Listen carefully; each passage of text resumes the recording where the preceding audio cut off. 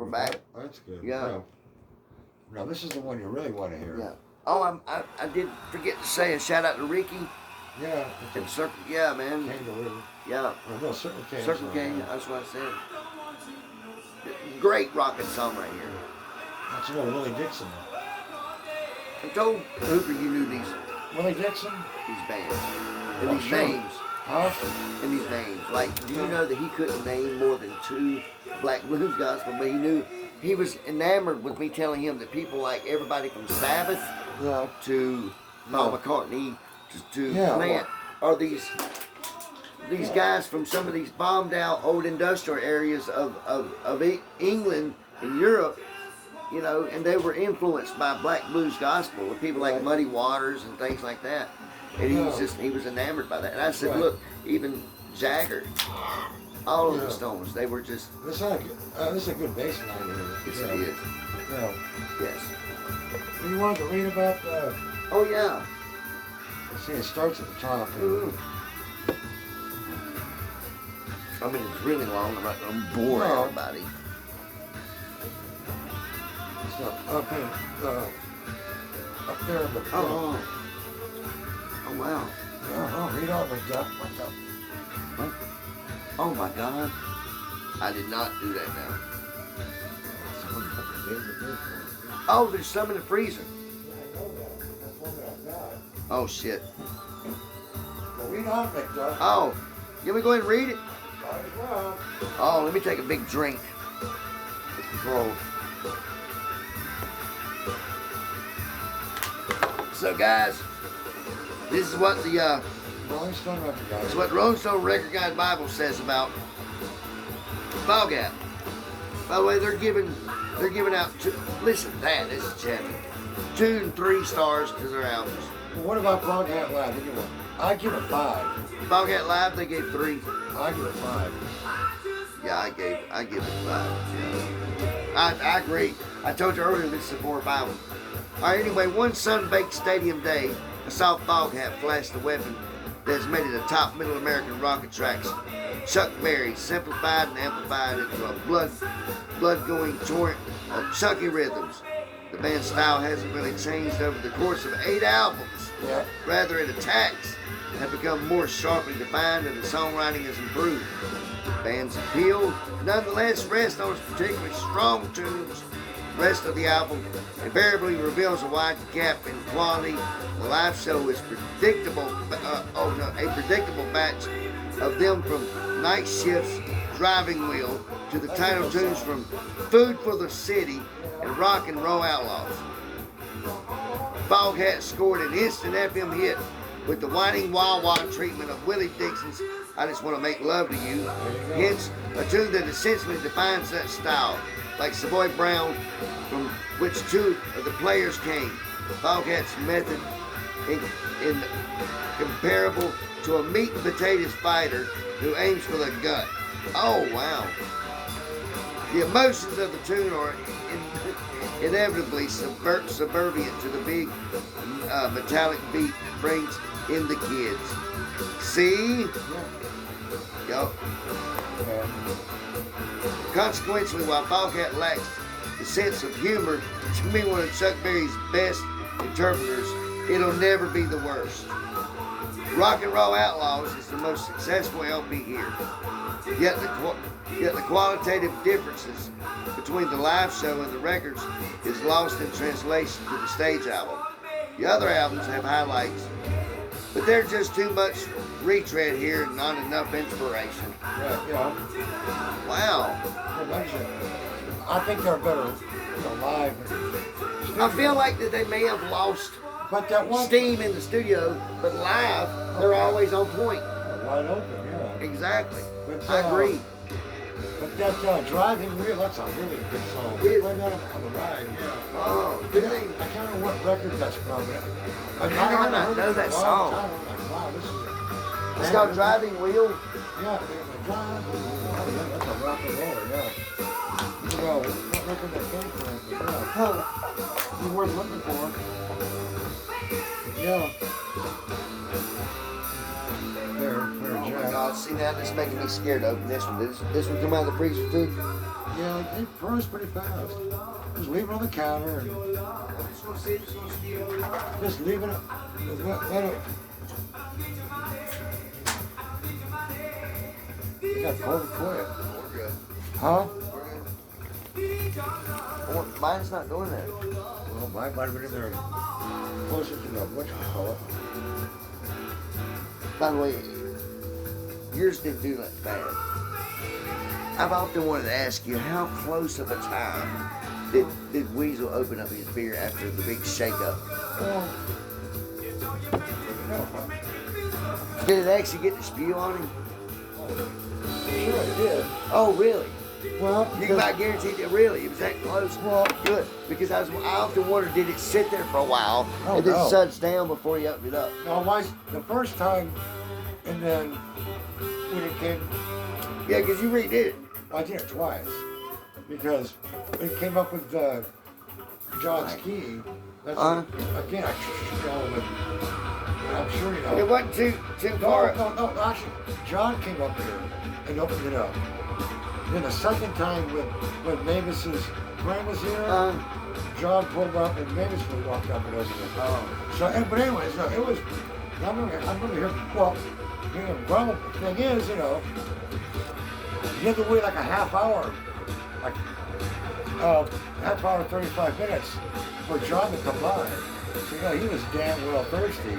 So the first thing he do up, you know, was gonna pop it open. Yeah, but I heard him grumble and piss and run about something. I'm sure. Yeah, because I was just, I don't know if there was too much time on my hand. Actually, I'd come back from your house doing pretty rather good. And I was sitting at the house, I was thinking, I wonder how long between the shaking and the actual popping open did the time last. Because if it was, I was wondering if it was enough to make a mess. And apparently, from the grumblings and from all that, it did. I would love to have been a fly on the wall to see that. Because you know, old Thirsty Mercy over there. As soon as he probably gets to where he can, not probably, we know. Yeah, we know he has. He gets up to here, and if he's already had a couple of them, he's looking at the driver wherever he is, well, moxie, and says, I'm going out there. Yeah. Like, no, you're not. Wait till we get to the fucking apartment. Drinking and driving. Anyway. Point is. No, I'm sure it was within 2 or 3 minutes after I shook it up. Oh, wow. That's what all this boiled down to. You know, damn, what Nice. was thirsty, you know.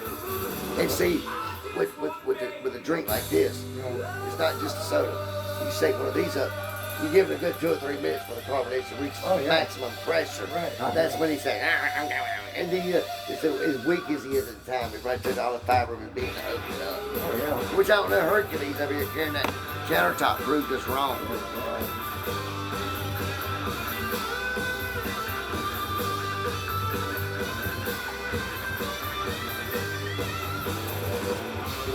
Yeah, you had the damn thing next to 2 bags of frozen vegetables, so it just sucked the fullness out of the. Exactly. And yours was on the outside. Yeah. That ain't beans. I told him that right when he died. And then he's like, of course, he was inquisitive this morning. His stupid questions don't get stupid until around 10 or 11. Yeah. So when he looked at me, when I said open the beans, he's like, well, good God, why didn't you open the beans for him? Yeah. Why didn't Steve? I said, because Steve, I said, I wasn't on point when he looked over and said, I don't know if I got a can of it. Do I, Eddie?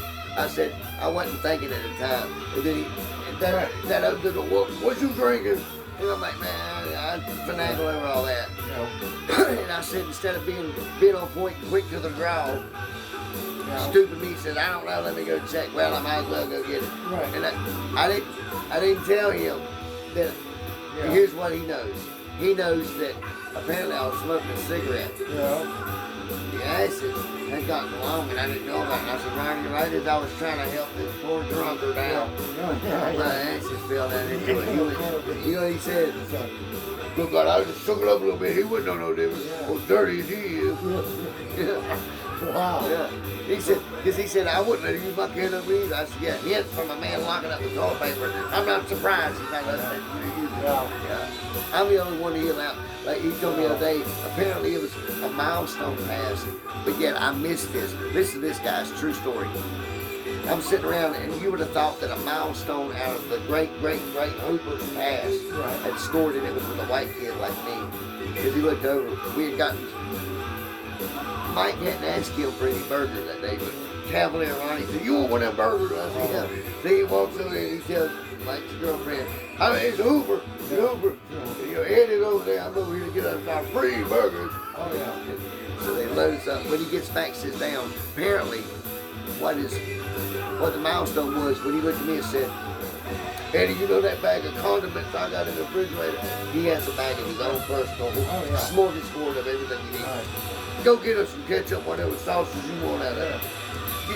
That's his off limits. Is water to his desk, you to the toilet paper, or 2 squirts. Oh, yeah. You don't mess. You don't mess that Ziploc bag and stuff in it. Well, I hope he has the key to that lock to the toilet paper. Yeah, I told him, I said, "What are you gonna do when you lock it up? And you're sitting on a toilet or something." Yeah. Then one day I knew something was up, because he come through and he was holding his pants up. He had that spray, he was going like this, and he was looking back at me, and I caught an eye on him, like, "What did he do?" And that's when he come out and he said, "Guess what I was doing?" I said, "What?" "I started." He really did. He said, "I dropped my bed a little bit." Oh, boy. And then he had to announce that he double bagged the underwear and threw it away in the trash can over there. And then he's like, "It's in here." Like, why do you do stuff like that? And that's, one of the kids saying TMI.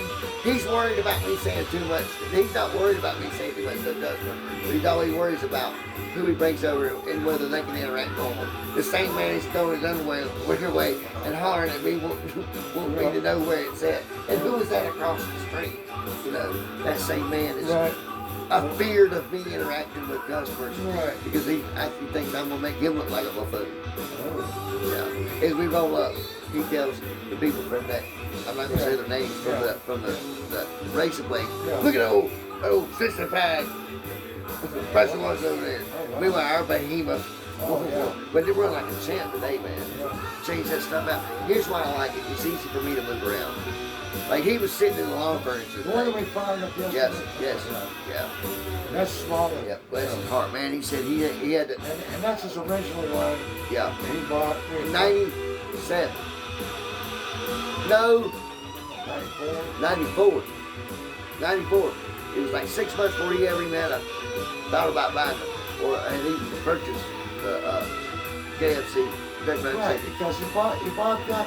He didn't know what he was gonna do with it. Well, he pressure washed a bunch of stuff in Aeroquip for like $100 a throw. I made money that day, Steve. He made that. He made like $1,100 for 3 days straight. Yeah. The first 3 days in business, that's what he made. He said it was a sign from God. You know, he's going on that.